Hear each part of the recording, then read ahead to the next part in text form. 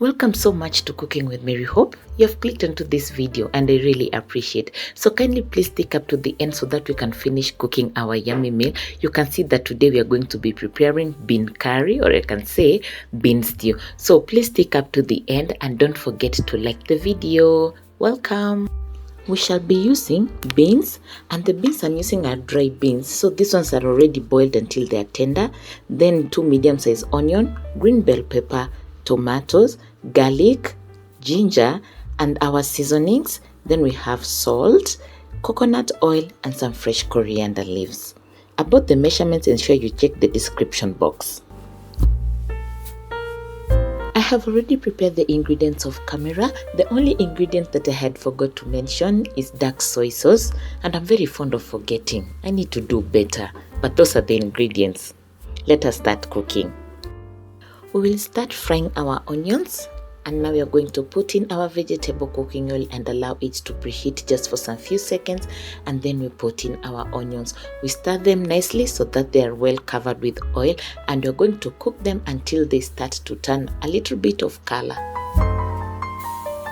Then the next step, we're going to put in our crushed ginger and garlic. And then when you're going to put in our crushed ginger and garlic, we have to ensure that we keep on turning them like this, because ginger and garlic, they always turn their color very fast, but you want to ensure that the color is evenly. So you keep on turning them, and if possible, you can put the heat to medium low so that they don't get burned.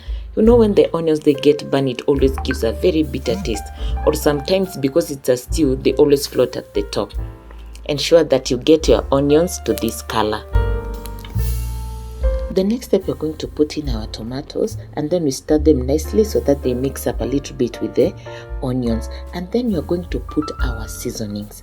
The reason as to why we are putting our seasonings at this point, because we want to ensure that the seasonings, they cook well and they give us enough flavor.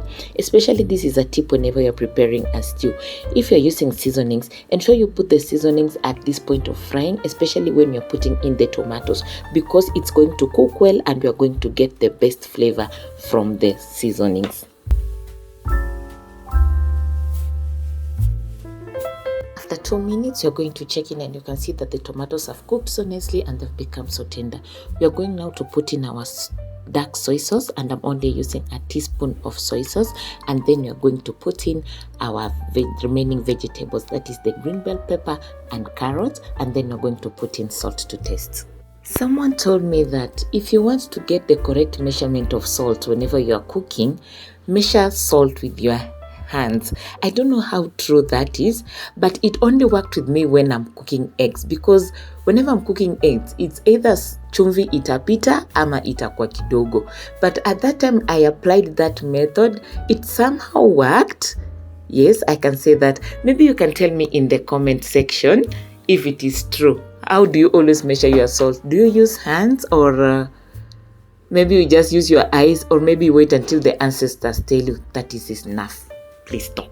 After it has simmered for 15 minutes, then we are going to put in our coconut milk. We're just going to put all of it, and then we give it a very nice stir so that it can mix up well. And then you're going to allow the stew to simmer for another 15 to 20 minutes.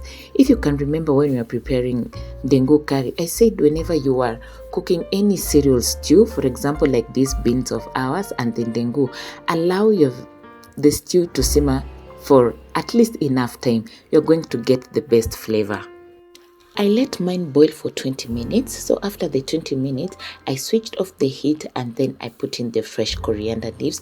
I give it a nice stir and then allow it to cool, and it is very much ready to serve.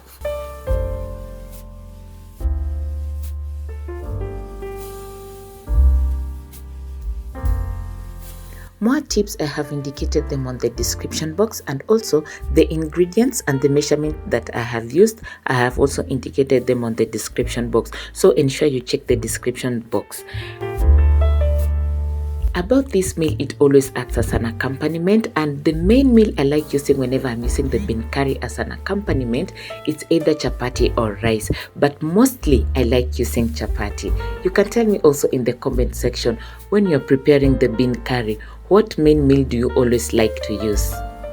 And that comes to the end of our video. I really appreciate if you've watched up to this point. Don't forget to like the video and give it a comment. I will see you in my next video. Bye bye.